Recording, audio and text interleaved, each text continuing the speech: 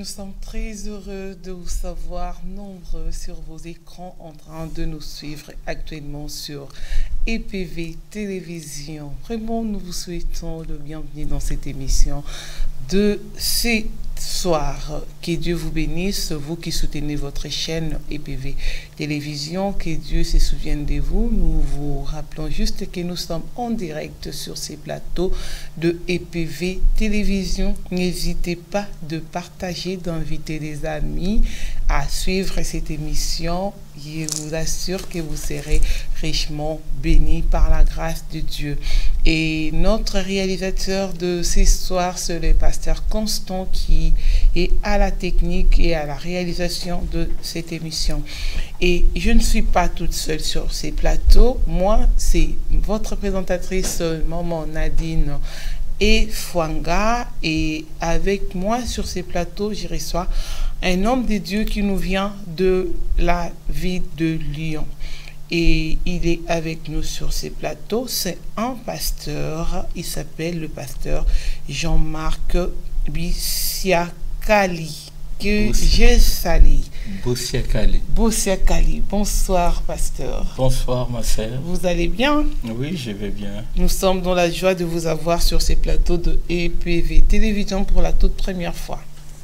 Oui, c'est la toute première fois que je passe dans votre télévision. Donc, je suis richement béni et je suis content. Merci beaucoup. Nous aussi, nous sommes contents de vous avoir vraiment sur ces plateaux de EPV Télévision.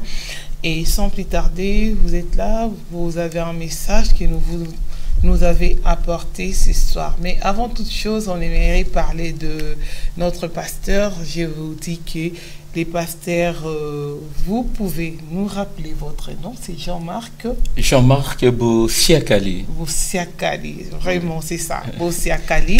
Et le pasteur Jean-Marc, il est pasteur de l'église de la Maison de la Foi. Maison de la Foi à Lyon, à Lyon-Vaux-en-Velin, oui, à Lyon. D'accord. Et vous évoluez depuis longtemps à Lyon? Oui, ça fait une dizaine d'années, oui, plus précisément. Aujourd'hui, c'est 17 ans, je suis pasteur. Oui. Je suis pasteur à Lyon. Et mon église est à Lyon. Je suis né spirituellement à Kinshasa. Mais Dieu a permis que je puisse venir ici étant chrétien, et puis j'ai évolué jusqu'à devenir pasteur. D'accord, c'est bien, vous anticipez. Et nous voulons quand même connaître votre appel, comment ça s'est passé. Parce que vous savez, de nos jours, il y a des pasteurs, des gens qui se réveillent. Hier, ils étaient frères, aujourd'hui, ils sont pasteurs. Et on ne sait pas d'où ils sortent, qui les a ordonnés, qui les a appelés, on ne sait jamais. On voit tout le monde est pasteur aujourd'hui. C'est comme si c'est devenu un métier que les gens ont beaucoup envié et ils pratiquent maintenant. Oui, c'est une bonne question. Moi, je suis pasteur, comme je l'ai dit, mais je suis né ou converti à l'église Nzambe Malamu, à Kinshasa. Oui, déjà à l'époque, il y avait encore Moïse Dinabal était vivant. Oui. Et moi, je me suis converti à l'église Nzambe Malamu de Gombe. Et à l'époque, à Kinshasa, j'habitais Gombe. Un jour, j'étais malade. Ah, vous êtes des Nzambe Malamu, là, vous venez de perdre quand même une maman. Oui, Mama Tumba, Chaoumba, oui, une grande dame. Oui, mes condoléances à toute la famille et à toutes les communautés Nzambe Malamu et à toute l'église du Christ dans le monde. Moi aussi, je m'associe à cela, donc je présente mes condoléances à sa famille biologique et à tout le corps du Christ. Et comme je disais, je suis né spirituellement à l'église Nzambe Malamu, à la paroisse de Gombe. J'avais déjà une grande sœur qui était chrétienne, qui s'est convertie à l'église Nzambe Malamu. Elle était en mission avec son mari en mutation en Bujimaï. Elle est revenue chrétienne, convertie à l'époque. Et nous tous, toute la famille, nous étions des catholiques. Et c'était un moment... Et c'est pas évident de quitter la maison mère. Hein. c'était un moment de trouble par rapport à notre sœur qui nous a ramené une autre religion à l'époque. Et elle était taxée des traîtres. Hein. Nous étions tous catholiques. Et puis, mais cette dame, elle a persévéré des années. Et moi, je crois, je me suis converti 10 ans après elle. Un jour, j'étais à la maison, j'étais malade. Et elle est venue nous voir. Elle m'a dit, Jean-Marc, mon prénom, Jean-Marc, vous êtes malade. Il faut aller à l'église. Moi, j'ai dit, mais je n'en ai pas besoin. J'ai dit, donne-moi au moins l'argent pour aller acheter les médicaments. Il dit, non, le médicament, oui, c'est bien, mais l'église, c'est mieux. Elle a insisté. Il y a un moment de lucidité est arrivé. J'ai dit, mais pourquoi je refuse d'aller à l'église? Et je suis allé à l'église. Je suis allé à l'église, c'était un samedi, je me rappelle. Et arrivé à l'église, c'est des jeunes frères comme ça, qui étaient plus jeunes que moi à l'époque, ont prié pour moi. J'ai dit, mais c'est quoi? C'est pas possible. Oui, c'est des histoires, ça. Mais ça m'a touché. Et je suis rentré chez moi. Elle m'a demandé le dimanche d'aller à l'église. Et le dimanche matin, je suis allé à l'église. Et j'étais vraiment malade. Arrivé à l'église, j'étais, comme c'est la première fois que je devais aller à l'église, j'étais assis derrière, j'écoutais la parole de Dieu. Le pasteur du jour avait prêché sur le Saint-Esprit. Et il a commencé à prêcher. Moi, j'étais malade, je ne connaissais pas, je ne connaissais rien. À un moment, ils ont commencé à prêcher à invoquer le Saint-Esprit. Ça se fait que là où j'ai été, j'ai senti une chaleur, un feu qui descendait sur moi. Les feux étaient tellement énormes, j'ai eu envie de prier. Comme je ne savais pas prier, j'ai cherché des paroles, je n'arrivais pas. D'un coup, j'ai commencé à parler en langue. J'ai commencé à parler en langue et puis j'étais vraiment malade. J'avais la fièvre à 40 degrés. D'un instant à l'autre, la maladie m'a quitté. Je suis rétabli subitement, mais j'ai dit, qu'est-ce qui se passe? Et la première fois de ma vie, j'ai senti que Dieu, j'ai compris que Dieu existe. Voilà. Et à la fin, j'ai témoigné de tout ce qui s'est passé. Le pasteur m'a dit, frère, vous avez reçu le Saint-Esprit. Il m'a dit cette phrase, beaucoup ont cherché à l'acquérir avec l'argent, mais Dieu vous l'a donné gratuitement. Et je vous dis, ma sœur, ma vie a basculé, je dirais, à 100%. En venant dans cette église, je prenais la bière, j'avais des copines, je faisais tout ce qui était mauvais. Et en sortant de cette église, j'ai été transformé radicalement. Gloire à Dieu. Personne ne m'a convaincu et je rentre chez moi, j'ai dit ma vie a changé, j'ai tout abandonné et depuis ce jour-là, je me suis converti et j'ai commencé à suivre le Seigneur. C'est en fait ma conversion dans le Seigneur. D'accord. Bon, c'est une belle histoire. Hein? Merci. C'était bien votre conversion. Et maintenant, après votre conversion, vous vous êtes pas limité à être frère. Et aujourd'hui, vous êtes pasteur. Mais après ma conversion, je suis resté longtemps frère. Oui. Oui. Longtemps frère, Dieu. Et ça s'est passé comment? Vous avez entendu une voix qui vous appelait ou bien pour devenir pasteur? Pour devenir pasteur. Non, je suis devenu pasteur en 2000. En 2000. Et après, Dieu a fait grâce, j'ai quitté le Congo pour venir m'installer en France. Mais comment vous êtes devenu pasteur? Oui, je vais l'expliquer. Et en France, j'étais frère à l'église, j'ai évolué. Et je n'ai jamais eu la pensée de devenir pasteur. Oui. C'est la chose que je ne voulais pas. Avant de devenir pasteur, j'avais une boîte de transport. J'ai créé ma boîte tournait bien, j'avais des salariés et je venais à l'église comme tous les frères. Un jour, je viens à l'église, j'arrive, j'ai trouvé mon pasteur. Il m'a dit, on va vous consacrer aujourd'hui. J'ai dit, mais moi, je ne suis pas demandeur. Il dit, non, il faut que vous... Mais j'ai dit, non, non, je ne peux pas, je ne veux pas. Il appelle ma femme. Il dit, il y a eu une réunion ici, et puis on a décidé que le frère Jean-Marc soit consacré. Mais j'ai dit, mais moi, je ne veux pas. Ma femme m'a dit, si Dieu vous a appelé, pourquoi refuser? Et ces jours-là, j'ai revenu du boulot. J'avais mon camion des livraisons. J'étais sale, j'étais pas préparé, même pas. Mais il y avait en fait une consécration des hommes de Dieu à l'église. Et dans cette période, j'ai prié à l'église. À l'époque, c'était Haïfa Parole Vivante.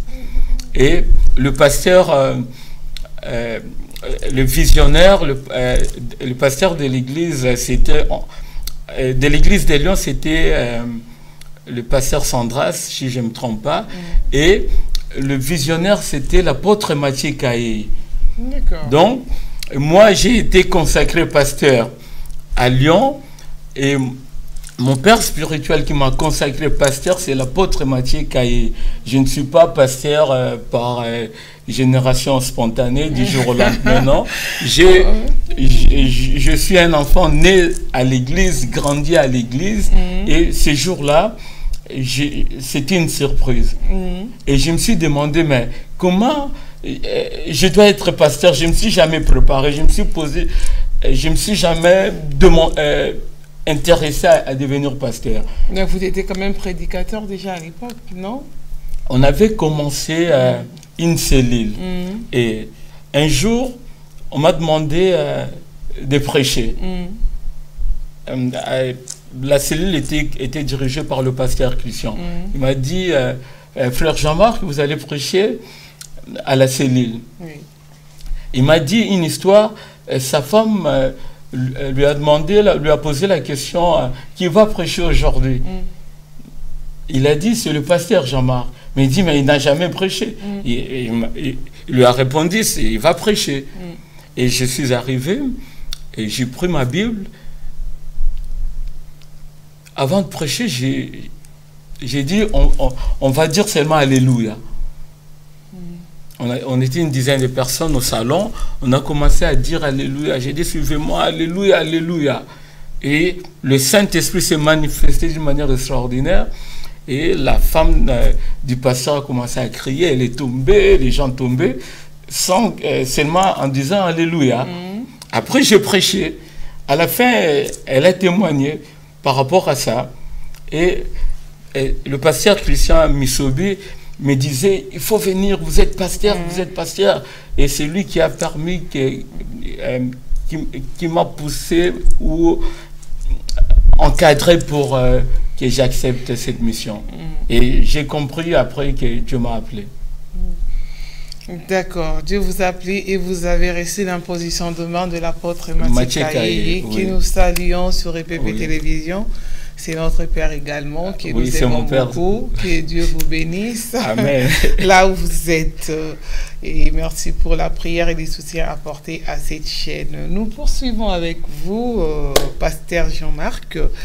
Et après d'être ordonné pasteur, vous avez une mission. Vous avez une mission. Oui. Et vous avez une vision que vous êtes en train de mettre en œuvre dans votre église. Ma mission ou ma vision, elle est simple. C'est amener les gens à connaître le Christ. Moi, tous ces que les gens disent ma vision, moi j'ai une vision simple, amener les gens à connaître Jésus. À connaître Jésus, c'est simple. C'est cette mission que le Seigneur nous a dit, aller par tout le monde, prêcher la bonne nouvelle à toute la création. Celui qui croira sera sauvé. C'est ma mission d'apporter la bonne nouvelle. Nous sommes dans un monde des ténèbres. Et malgré l'industrialisation, la modernisation, tout ce qui est arrivé dans ce monde, mais l'homme n'a pas changé. Et la mission que le Seigneur a laissée aux apôtres, moi je pense que nous devons la poursuivre. C'est ça ma vision de l'Église aujourd'hui. Et c'est annoncer la bonne nouvelle. C'est ça la mission. Le reste, c'est pas ma mission. Ma mission, c'est apporter la bonne nouvelle. Mais souvent, la Bible dit une chose. Le Seigneur, ce jour-là, nous dira, j'étais malade, vous n'êtes pas venu me voir. J'étais en prison, vous n'êtes pas venu me voir. Mais comment il peut s'identifier à un malade? Comment il peut s'identifier à un prisonnier? Donc, nous avons cette mission d'apporter la bonne nouvelle. Le monde est en train de périr. Le monde est en train de sombrer. Et c'est ma vision, c'est ma pensée d'aller apporter cette lumière dans ce monde des ténèbres. Et vous pensez quoi de votre ministère? Vous pensez que votre ministère vous réussit, ou bien il y a vraiment plein d'obstacles, ou bien il y a vraiment plein de combats, donc les difficultés rencontrées dans votre ministère? Le ministère est difficile. Il y a plein de combats. Et la Bible dit, donc tous ceux qui marcheront dans la piété seront persécutés. Et si tu marches dans la droiture, dans la crainte de Dieu, tu seras persécuté. Donc le ministère, c'est un chemin de croix, un chemin de combat. Donc il faut l'accepter. Moi, je suis pas menteur, j'ai pas une grande église, mais ça m'importe peu.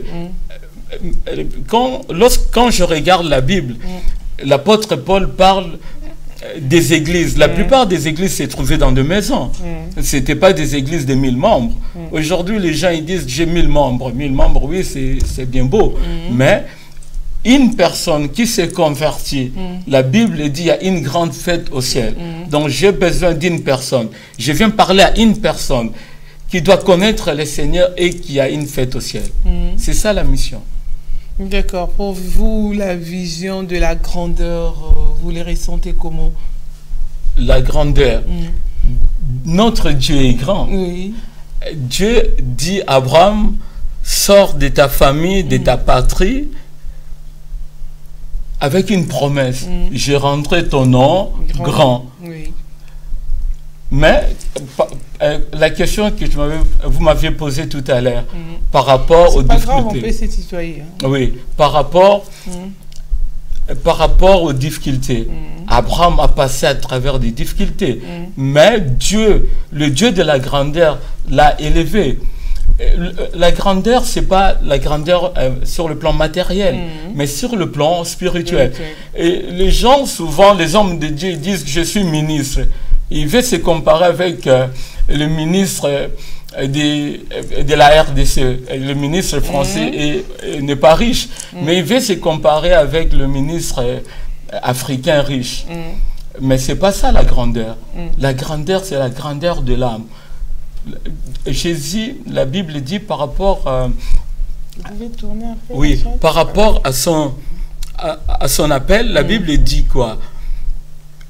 Un jour, Philippe va dire à Nathanaël, nous avons trouvé quelqu'un.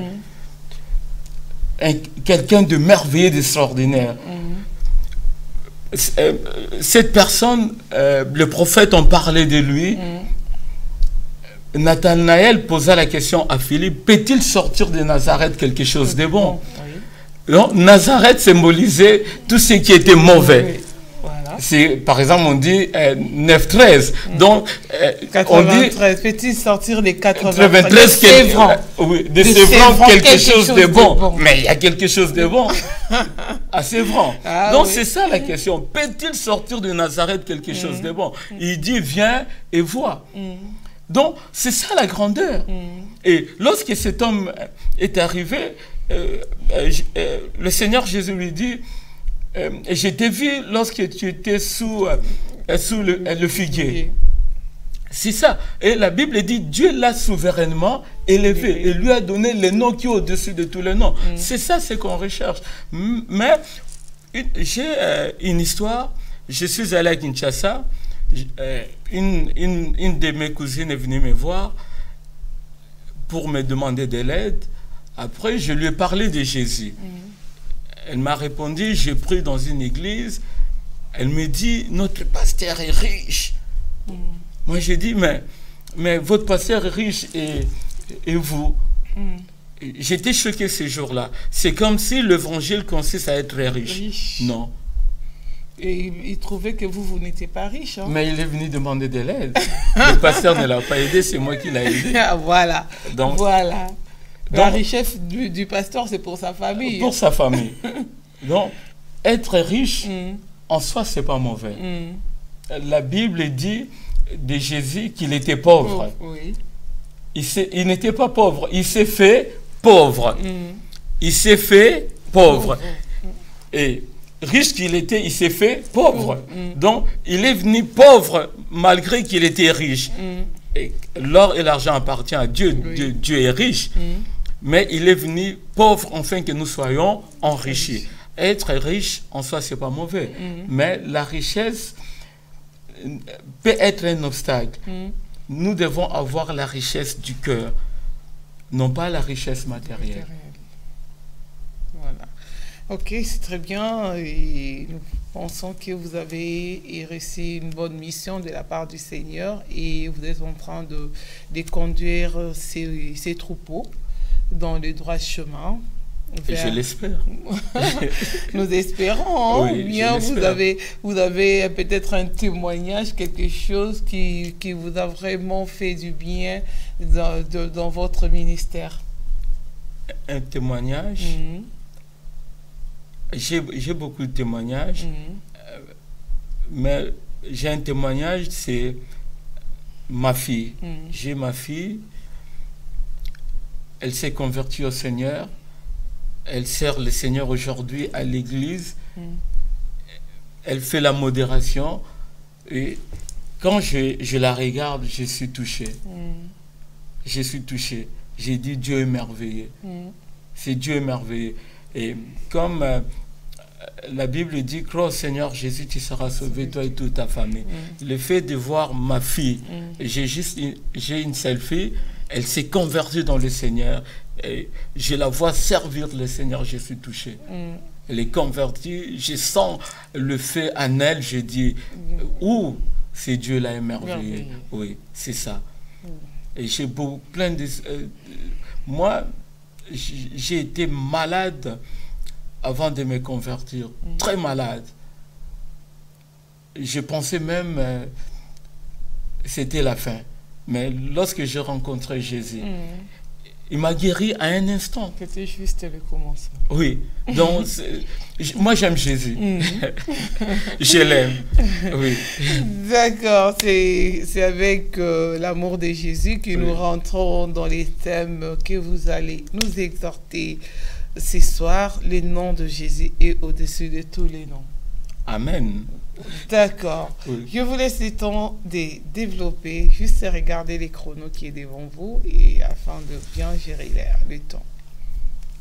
Je vais faire une petite exhortation.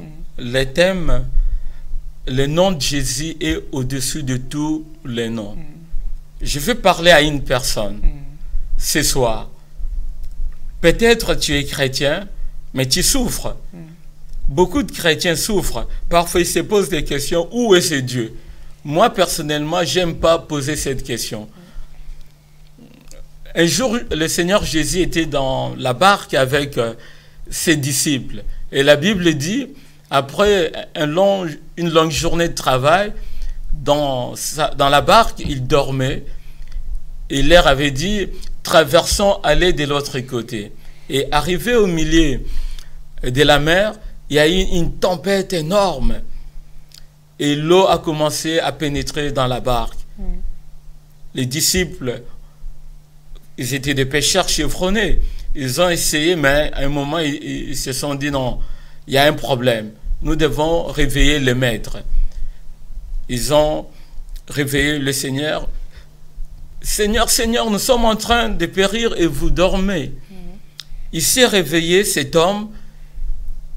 Il a parlé à la tempête. Il dit, tempête, tais-toi. Et la parole déclare, la tempête s'est tue. À chaque fois que je lis ça, je me dis, mais quel est cet homme? Et la tempête a écouté. Et même le disciple était bouleversé. Mais il dit, quel est cet homme qui parle à la tempête? Il s'est réveillé, il dit, gens de paix de foi, jusqu'à quand vous serez incrédules?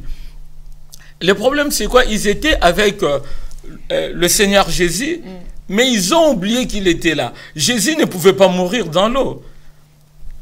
Il a dit, traversons, allez de l'autre côté. Et ils se sont imaginés, là, c'est fini, la barque va chavirer et nous allons mourir avec Jésus. C'est impossible que vous mourrez avec Jésus, mon frère, ma sœur. Vous qui avez accepté Jésus comme Seigneur et Sauveur, il est avec vous. Il a dit, je ne vous laisserai pas, je ne vous abandonnerai pas. Quelle que soit la tempête, quel que soit le vent contraire, quelle que soit la situation dans laquelle vous êtes aujourd'hui, je viens vous dire, son nom est au-dessus de tous les noms. Vous pouvez donner un nom à votre situation. Peut-être c'est la maladie, peut-être c'est la maladie, le cancer, peut-être c'est le sida, peut-être c'est le chômage. Quel est le nom vous pouvez donner ce soir à votre situation? Mais je vous rassure, le nom de Jésus est au-dessus de cette situation. Bien-aimés, croyez seulement. Il a parlé à la tempête et la tempête se tue. La Bible nous montre encore une histoire. À Béthanie. La Bible dit, en entrant à Béthanie, Jésus a vu un figuier. Il s'est avancé pour prendre le fruit. Et il n'y avait pas de fruit. Et ces jours-là, il a maudit cet arbre. La Bible dit, le lendemain, en sortant de la ville de Béthanie, Pierre a remarqué que l'arbre que le Seigneur avait maudit a séché. Il a dit, Seigneur, Seigneur, l'arbre a séché. Et ce jour-là, le Seigneur, Jésus dira, si vous avez la foi et que vous ne doutiez point, vous diriez à cette montagne, ôte-toi de là et jette-toi dans la mer, elle se déplacera. Bien-aimé, la montagne, c'est une difficulté. La montagne, c'est une épreuve. La montagne, c'est un combat. La montagne, c'est une maladie. La montagne, c'est une souffrance. Mais le Seigneur Jésus a dit, vous diriez à cette montagne, je ne sais pas, je ne connais pas la montagne qui est devant vous. Laisse-moi vous dire, la montagne, c'est un élément naturel. L'homme n'a pas construit la montagne, elle est naturellement là. On peut casser un mur, mais on ne peut pas casser une montagne. On peut déplacer un bâtiment. On voit ici en Europe comment on peut casser tout un bâtiment, tout un quartier. Mais ce n'est pas ça, c'est la montagne. Mais le Seigneur a dit, vous direz à cette montagne. Bien-aimé, je ne sais pas, je ne connais pas la montagne qui est devant vous ce soir. Mais avec le nom de Jésus, vous pouvez déplacer cette montagne. Si c'est la montagne de la maladie, si c'est la montagne du chômage, si c'est la montagne de la sorcellerie. Aujourd'hui, nous avons peur de la sorcellerie. Je vais vous dire, le nom de Jésus est au-dessus du nom de tous les sorciers de votre village. Le nom de Jésus est au-dessus de tous les noms des sorciers de la France. Je viens pour vous rassurer de croire au nom de Jésus. Bien-aimé, il est allé à la croix de Golgotha. Il ne devait pas le faire, mais il l'a fait gratuitement. La Bible dit, il a donné sa vie. Le diable ne l'a pas tué, mais Jésus a donné sa vie gratuitement. Il a accepté la mort pour que nous ayons la vie. Il a accepté l'ignominie pour que nous soyons libérés. La Bible dit, par ses maîtrissures, nous avons été guéris. accepte Jésus si vous n'avez pas encore accepté Jésus, bien-aimé. Je vous apporte une bonne nouvelle. C'est encore possible avec le nom de Jésus. Amen. Si vous l'entendez, si vous entendez ce message, bien-aimé, accepte Jésus. Si vous êtes chrétien et vous êtes découragé, vous êtes abattu, bien-aimé, réveillez-vous et saisissez le nom de Jésus. Et le nom de Jésus peut changer des choses aujourd'hui, pas demain. Car il n'y a pas un autre nom qui nous a été donné par lequel nous pouvons être sauvés. Nous pouvons être sauvés de toutes les situations. Car quiconque invoquera le nom de Jésus ne sera point confus. Bien-aimé, quiconque, je ne sais pas, vous êtes peut-être à l'hôpital. Je ne vous présente pas une religion. Je ne vous présente pas une église. Je ne vous présente pas un pasteur, un bishop, un archibishop, un apôtre, un docteur, mais je vous présente un nom, le nom de Jésus. Comme je disais tout à l'heure, lorsque Philippe est allé voir Nathanaël, il a dit, nous avons rencontré quelqu'un qui a changé nos vies. Bien-aimé, lorsque Philippe a dit à Nathanaël, viens et vois. Et lorsque Nathanaël est venu pour voir, et sa vie a changé. Bien-aimé, ce soir, au nom de Jésus, votre vie peut changer. C'est encore possible. Amen. Le nom de Jésus agit encore. Amen. Crois seulement, tu verras la gloire de Dieu. J'ai été malade, mais Jésus m'a guéri. Il peut encore guérir. Il est Jéhovah Rapha, le médecin par excellence, le médecin de médecins bien-aimés. Même si la médecine a déclaré c'est fini, mais si vous croyez ce soir, c'est encore possible. Crois seulement, je vous dis, vous verrez la gloire de Dieu. Je vous présente la personne de Jésus. J'aime cette histoire. Il est arrivé, on lui annonce la mort de Lazare. On lui annonce que Lazare est mort. Les disciples lui posent la question, est-ce que Lazare est mort? Il dit, Lazare dort. Bien-aimé, il savait que Lazare était mort, mais il appelle la mort de Lazare sommeil. Un homme merveilleux, bien-aimé. Il appelle votre maladie guérison. Mais vous appelez ma maladie. Ce n'est pas votre maladie, bien-aimé. La maladie ne vient pas de Dieu. Après 4 jours, il se présenta au tombeau de Lazare. Il arrive. La famille de Lazare était bouleversée. Ses sœurs étaient bouleversées. Marthe dit, si vous étiez là, mon frère n'allait pas mourir. Le Seigneur Jésus répond, crois seulement, tu verras la gloire de Dieu. Lorsque Marie se présenta, elle répéta la même chose. Mais j'aime ce que Jésus avait dit. Il dit, je suis la vie et la résurrection. Alléluia. Amen. Je suis la vie et la résurrection. Bien-aimé, Jésus est la vie et la résurrection. Amen. Dans cette histoire, Jésus était l'ami de Lazare.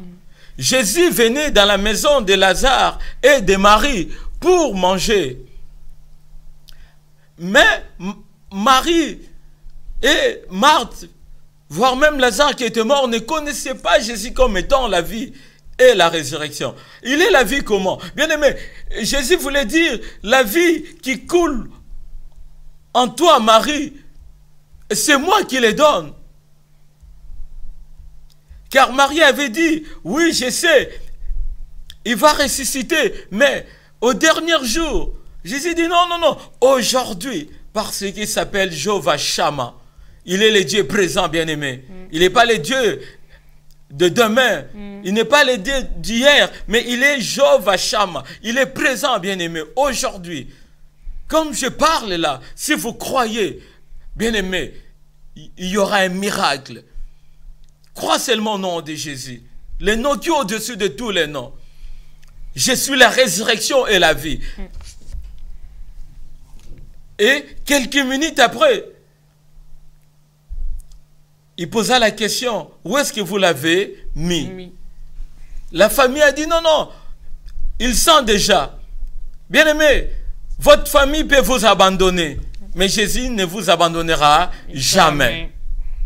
C'est pourquoi il a dit dans sa parole, je serai avec vous tous les jours jusqu'à la fin des temps. Il est le même hier, aujourd'hui et éternellement. Et il a fait une prière ce jour-là. Il a dit, Père, je sais que tu m'exauces toujours, mais je prie seulement enfin que ces gens sachent que c'est toi qui m'as envoyé. Il n'a même pas prié, Lazare sort, je brise la puissance de la mort. Non. Oui. Il a parlé à son père, il a remercié, il a rendu grâce, parce qu'il savait que le père l'exauce toujours. Et à la fin, il a déclaré, Lazare sort. Et Lazare est sorti, bien-aimé. Quel est cet homme qui peut ressusciter une personne qui est morte pendant 4 jours? Bien-aimé, scientifiquement, 4 jours, tout est paralysé. Le sang a coagulé, c'est impossible. Mais lui rend l'impossible possible. Son nom rend l'impossible possible. Il n'a pas changé. Lorsqu'il est venu rencontrer les Juifs ont dit, tu chasses les démons par l'esprit de Belzébul. Et ils ont déclaré qu'ils sont le fils d'Abraham. Il leur a répondu, si vous étiez fils d'Abraham, vous alliez accepter ma mission. Vous allez accepter ma parole. Mais ils ont répondu, nous ne sommes pas des enfants illégitimes, parce qu'ils pensaient que Jésus était un enfant illégitime. Mais il a dit, moi j'ai accompli l'œuvre de mon père.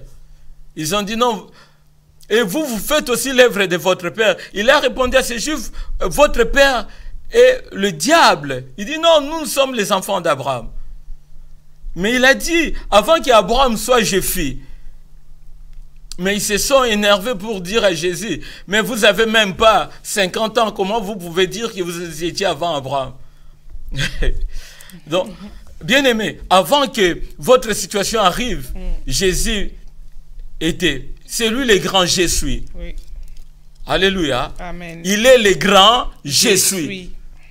Crois seulement, bien aimé. La maladie partira. Il a vaincu la maladie à la croix de Golgotha. Oui. Il a vaincu Satan. La Bible dit, il a vaincu Satan à la croix de Golgotha. Satan a été vaincu. C'est pourquoi il nous a donné, nous, Église, le pouvoir de chasser les démons. Nous avons un pouvoir énorme, bien-aimé. Au nom de Jésus. Au nom de Jésus, tout genou fléchira. Au nom de Jésus, toute langue confessera qu'il est Seigneur. Bien-aimé, prends le nom de Jésus et utilise-le dans ta vie de tous les jours. Ne t'ai-je pas dit, si tu crois, tu verras la gloire de Dieu. Et ils ont vu la gloire de Dieu, Lazare était ressuscité. Crois seulement, bien-aimé, et vous verrez la gloire de Dieu. Il est vivant, il a vaincu la mort, il est sorti le 3e jour. Bien-aimé, il est monté au ciel avec son propre corps. Il est monté, bien-aimé. Il est vivant à la droite de Dieu. La Bible dit, il intercède pour nous. La mort n'a pas pu les retenir. Il a vaincu la mort. La mort, le chômage, la maladie, la sorcellerie. Je vais clôturer par la sorcellerie. Aujourd'hui, c'est comme si la sorcellerie est plus forte que le nom de Jésus. Oui, je ne le refuse pas. Les sorciers existent. Mais bien aimé, Jésus n'a pas vaincu les sorciers, mais Jésus a vaincu Satan, le patron des sorciers. Avant même les sorciers, il y a des démons. Jésus a triomphé de tous les démons. Il ne faut pas avoir peur des sorciers. Jésus a vaincu la sorcellerie. C'est un sujet polémique. Mais moi, je crois, je crois. Un sorcier ne peut pas tuer un enfant de Dieu. C'est impossible. La Bible dit, si quelqu'un est en Christ, il devient une nouvelle créature. C'est être en Christ. Mais la Bible rajoute Christ en nous, l'espérance de la gloire. Quelqu'un en Christ. Donc, il y a Christ et vous êtes en Christ. Avant que les démons, avant que les sorciers puissent vous faire du mal, il doit passer par Christ, bien-aimé. Or, c'est impossible. Je le répète, un sorcier ne peut pas tuer un enfant de Dieu. La Bible dit, il n'y a plus de condamnation pour tous ceux qui sont en Jésus-Christ. Celui qui est en Jésus-Christ, donc dans Jésus, même le diable lui-même ne peut rien contre lui. Et a fortiori le sorcier, il ne peut rien. L'évangile dans lequel nous avons peur des sorciers bien-aimés. Non, il faut sortir de ces évangiles. La bonne nouvelle, Jésus a vaincu les diables. Satan a été terrassé à la croix de Golgotha. Amen. Et c'est pourquoi la Bible dit, nous sommes plus que vainqueurs. Petits enfants, vous les avez vaincus. Celui qui est en nous est plus grand que celui qui est dans le monde. Qui est dans le monde, c'est les diables. Donc nous avons vaincu les diables. Il ne peut rien contre vous. C'est un mensonge qui est passé aujourd'hui dans les églises pour dire, oui, Satan, il est puissant. Mais notre Dieu est le tout puissant. Jésus l'a terrassé, il l'a vaincu. Et en Jésus, nous sommes plus que vainqueurs. Celui qui marche dans la droiture, dans la crainte de Dieu, marche au nom de Jésus. Le diable ne peut absolument rien. Et à plus forte raison, un petit sorcier de la famille. Laisse les sorciers de la famille. Il ne faut pas avoir peur de la sorcellerie. C'est pourquoi aujourd'hui je vous ai amené le nom de Jésus. Il n'y a pas un autre nom bien-aimé qui nous a été donné. Il n'y a pas un autre nom. Le nom de Jésus est plus grand que le nom de tous les noms. Le nom de Mahomet, le nom de Bouddha, tous ces gens sont morts et restés au tombeau. Mais Jésus est sorti du tombeau. Le tombeau de Jésus est vide. Si vous allez aujourd'hui en Israël, le tombeau est vide. Il n'y a pas un autre nom bien-aimé qui nous a été donné. Il y a le nom de Jésus. Crois seulement. Au nom de Jésus, vous verrez la gloire de Dieu. Je vous bénis pour ces messages. Fortifiez-vous, Église. Fortifiez-vous, enfants de Dieu. Nous avons un nom puissant. Nous avons quelqu'un qui a donné sa vie pour nous racheter. Un véritable chrétien, il a été racheté par le sang de Jésus. Bien-aimé, la Bible dit, lorsque Caïn a tué Abel, le sang d'Abel a crié vengeance. Et la Bible nous dit, le sang de Jésus parle plus que le sang d'Abel. Le sang de Jésus est plus puissant que tous les sangs. C'est pourquoi Dieu nous a amenés dans une nouvelle alliance. Non pas l'alliance d'Aaron, de Lévi, mais l'alliance par excellence, l'alliance de Melchisédek. Amen. La Bible dit de celui qui n'a pas de généalogie, ni père ni mère, le roi de Salem, le prince de paix. Nous avons changé d'alliance. C'est pourquoi il a été déclaré sacrificateur à perpétuité selon l'ordre de Melchisédek, non pas selon l'ordre d'Aaron. Amen. Nous sommes dans une nouvelle dispensation, bien-aimés, de Christ. Prends le nom de Jésus. Déclare le nom de Jésus, quelle que soit la situation. Et vous verrez la gloire de Dieu. Jésus est vivant. Jésus a vaincu la mort. Jésus a vaincu Satan. Jésus a vaincu les dominations, les autorités, les puissances des ténèbres. La Bible dit, il les a triomphés à la croix de Golgotha.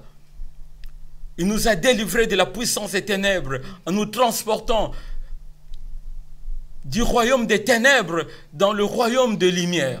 Amen. Nous sommes délivrés, bien-aimés. Crois. Crois seulement. Merci pour cette exhortation. Que Dieu vous bénisse. Merci, pasteur Jean-Marc, pour cette exhortation. Vraiment, nous en sommes bénis. Merci. Et que Dieu vous bénisse aussi. Merci. Après, pour les minutes qui nous restent, on aimerait quand même... Il y a quelqu'un qui vous a suivi ce soir dans cette petite exhortation et il a écouté quelque chose. Vous avez dit, Jésus a dit, si vous avez une petite foi comme un grain, vous pouvez déplacer une montagne. Et il y a la personne qui nous a suivi se demande, moi j'ai des problèmes. Comment je peux déplacer ces problèmes-là, ces montagnes-là qui s'élèvent dans ma vie? Depuis que j'ai commencé, ça ne part pas. Les problèmes, la montagne est toujours là. J'ai dit à la montagne de partir et la montagne reste là. Qu'est-ce que vous pouvez dire à la personne? Moi, je crois. C'est la foi. La foi. Il faut avoir la foi. Et la foi, la Bible la déclare comme, dans Hébreu, la Bible dit, la foi est une ferme assurance des choses qu'on espère, la démonstration de celles qu'on ne voit pas. Une ferme assurance. Dans la foi, il y a déjà l'assurance. Lorsqu'il y a assurance, c'est une conviction, nous sommes sûrs. Et souvent, nous nous approchons avec beaucoup de doutes vers le Seigneur, vers le problème. Les problèmes que nous affrontons aujourd'hui, ce sont des choses déjà vaincues par le Seigneur. Par exemple, la maladie, par exemple, la pauvreté. Toutes ces choses ont été vaincues. C'est-à-dire, nous n'allons pas combattre. Moi, les gens passent leur vie à combattre dans les églises. Oh oui? Et c'est pas bien de combattre. Il faut, comme on dit, que la vie d'un chrétien, c'est un combat. Jésus a vaincu. Nous ne passons pas... Moi, je ne passe pas ma vie à combattre. Moi, je passe ma vie à croire et à déclarer ces choses. Lorsque nous acceptons Jésus, Dieu vient habiter en nous. Il a dit, moi et les pères, nous habiterons en vous. Donc, ma sœur, quand vous êtes là, Dieu habite en vous. Vous êtes Dieu. Quelque part. Donc, Jésus a vaincu à la croix de Golgotha. Mais vous allez combattre quoi? Là, nous sommes dans la dimension de la foi pour déclarer des choses. La parole de Dieu, je dirais à cette personne, la parole de Dieu dans notre bouche est une parole créatrice. On peut créer. La parole de Dieu crée. Nous devons déclarer la parole. La prière consiste en quoi? Je vais lui dire, il faut prier. Mais la prière, c'est quoi? La prière, c'est déclarer la parole. Quand on déclare la parole, après, il faut croire. Comme il a dit, si vous croyez, vous direz à cette montagne, ôte-toi. Le problème, d'abord, il faut croire. Je dis souvent, quand il y a un bien-aimé ou quelqu'un de notre entourage est malade, on va le voir à l'hôpital. Qu'est-ce qui se passe souvent? On va prier. Seigneur, au nom de Jésus, je déclare que vous êtes guéri. Le problème, en sortant de l'hôpital, vous allez rencontrer d'autres frères et sœurs de l'église qui arrivent pour voir la personne. On vous pose la question, comment vous avez laissé tel? Si Dieu n'intervient pas, il va mourir. Est-ce que cette personne croit? Donc c'est des prières qui ne peuvent pas produire des effets. Non, la Bible dit tout ce que vous demanderez en priant, après c'est quoi? Croyez-les. Croyez que ça va s'accomplir. La majorité des prières des chrétiens, ils ne croient même pas leurs prières.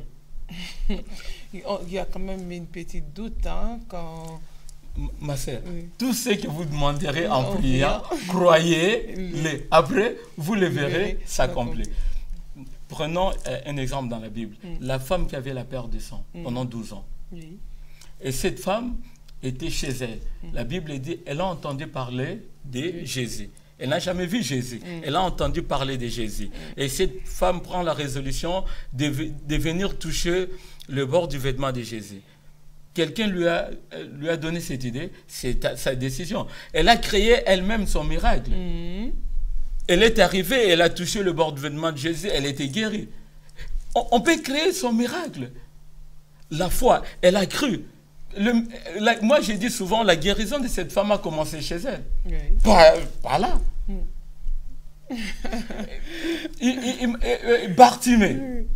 Bartimée était aveugle de naissance. Il voit Jésus, il dit, fils de David, aie pitié de moi. Et puis, Jésus vient, il lui pose la question, déjà, quand il dit Jésus, fils de David, c'est pourquoi moi je dis Jésus s'est arrêté. Comment cet aveugle a su que Jésus était le roi d'Israël, le fils de David est roi?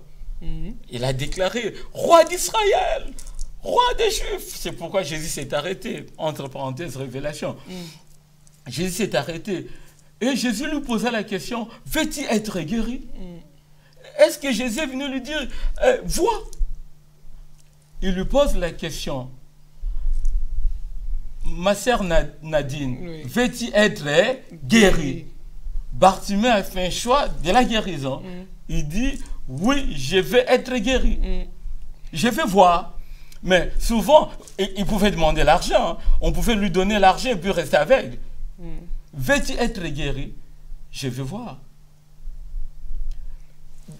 Tout, dans la plupart des miracles, Jésus pose toujours la question, veux-tu, veux-tu? Et nous aujourd'hui, on veut recevoir des choses en étant assis, que Dieu fasse le miracle. Non, c'est à nous de créer le miracle, en croyant la parole. La Bible dit, la parole que le Seigneur Jésus dit, la parole que je vous ai dite est esprit et vie. Esprit et vie. Lorsqu'on croit à cette parole communique la vie. Elle est esprit. Au commencement était la parole. La parole était avec Dieu. Et la parole était Dieu. Rien de ce qui a été fait sans elle. En elle était la lumière du monde. Et jusqu'à ce que la Bible dit, la parole s'est faite chair. La parole s'est faite chair. Donc, lorsqu'on croit à la parole crée le miracle. Aujourd'hui, les gens cherchent le miracle à l'église. Moi, je n'ai pas de miracle. C'est lorsque tu crois à la parole que je suis en train de déclarer, et cette parole crée le miracle. Souvent, les gens disent, cet homme de Dieu est puissant. Il n'est pas puissant par rapport à quoi? C'est la parole qui est puissante.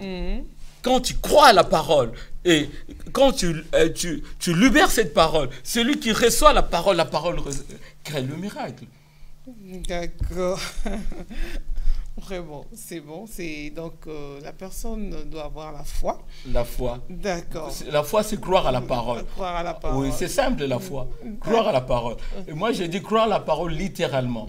Moi, j'ai fait comme ça. Si je sens des difficultés dans ma vie, mon frère, ma soeur, si j'ai des difficultés, des problèmes, je commence à déclarer la victoire. Je crois, j'ai la victoire au nom de Jésus. Je crois à la victoire. Je crois à la victoire. Et cette parole va venir dans ma pensée, dans ma tête. Ça va émerger jusqu'à ce qu'à un moment j'oublie et je commence à voir la victoire. D'accord, on chemine vers la fin de cette émission, mais il y avait quand même une question, une autre question.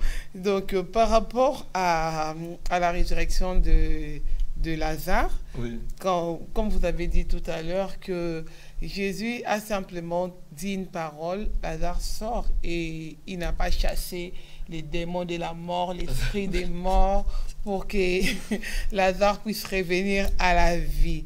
Et aujourd'hui, quand on fait quand même une prière d'autorité, on doit être vivant. Est-ce qu'on peut seulement chasser, faire une prière d'autorité, ou bien chasser les démons juste en parlant moins fort, sans crier, avec douceur?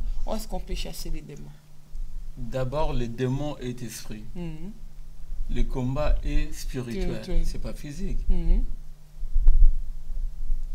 On peut chasser les démons sans crier. Moi, je l'ai dit.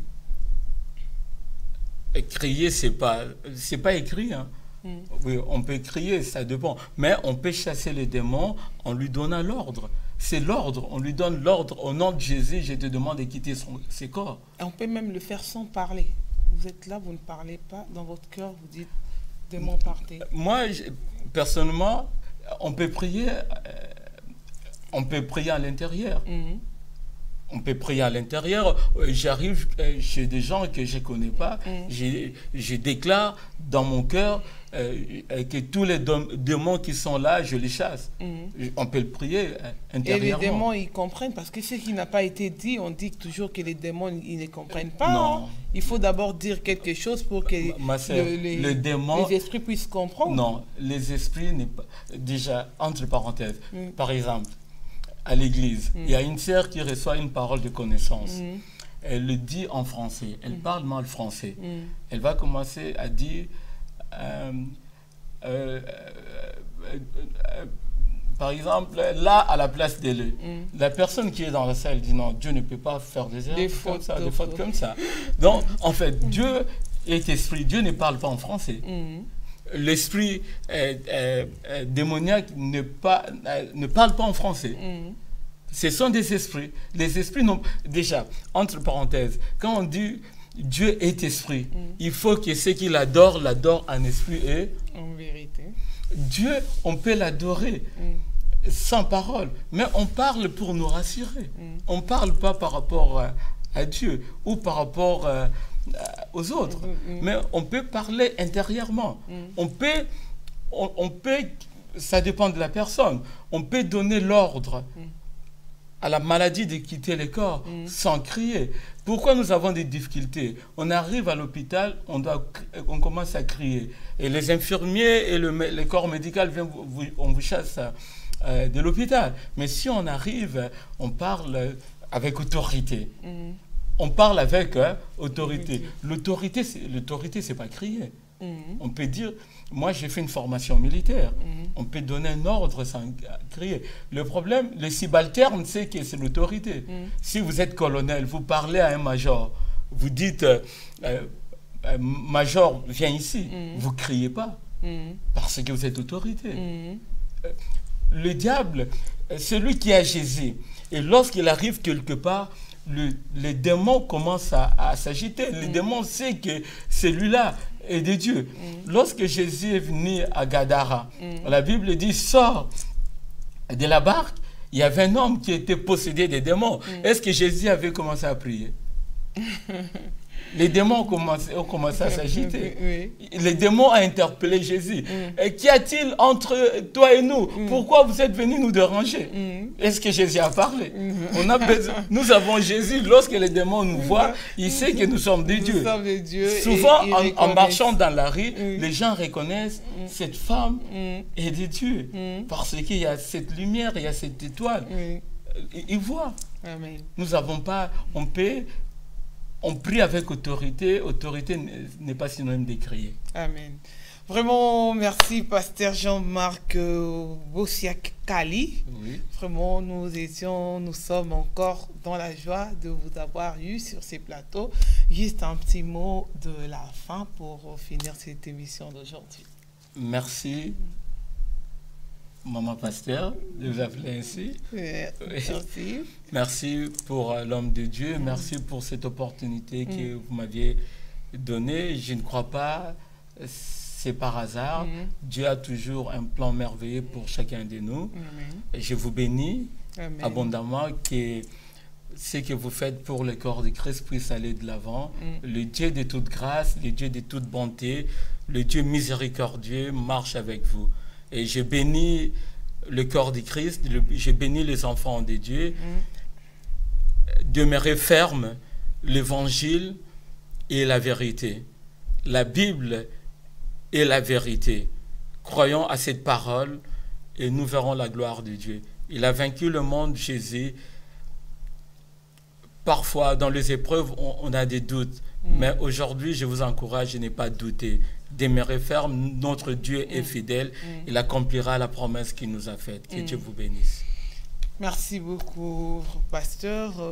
C'était avec joie d'avoir partagé avec vous ce plateau de PV Télévision. Et nous sommes sûrs que c'est la première fois, mais ce n'est pas la dernière fois. Et vous allez revenir pour encore parler de Jésus-Christ sur ces plateaux. Et que Dieu bénisse votre ministère, l'Église de Lyon, toute la famille, la communauté chrétienne à travers le monde. Que Dieu bénisse.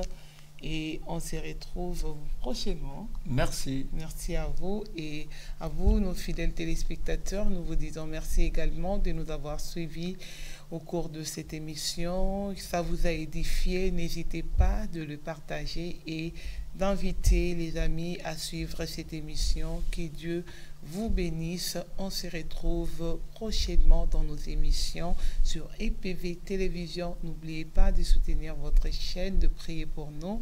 Ainsi, je remercie le pasteur Constant qui coordonne, qui est le réalisateur principal de cette chaîne. Que Dieu bénisse l'apôtre Miché, que Dieu bénisse le frère Eric Loufou, que Dieu bénisse vous qui nous avez suivis de partout à travers le monde, que Dieu vous bénisse. Restez avec nous et on se retrouve bientôt. Que Dieu vous bénisse.